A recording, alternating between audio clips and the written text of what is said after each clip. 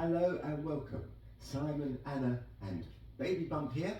We're going to demonstrate what we did in the Fast Beginners Lindy Hop class. So we started with just some simple rocks. It's a bit like a jockey really, just to get into the groove. Then we added a tuck double turn with triple steps. A 1, 2, tuck, a double straight into a circle. 1, 2, circle, 5, 6, 7, 8. From there we did a 6 count basic. 1, 2, triple step with a single tuck turn. 1, 2, tuck, turn.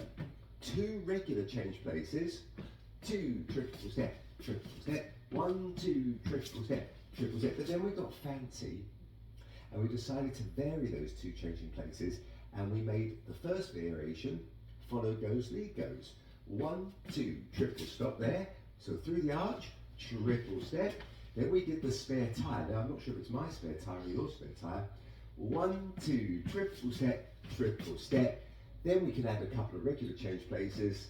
Triple step, 1, 2, and to come back together, another circle. Triple step, triple step, and then we can start again.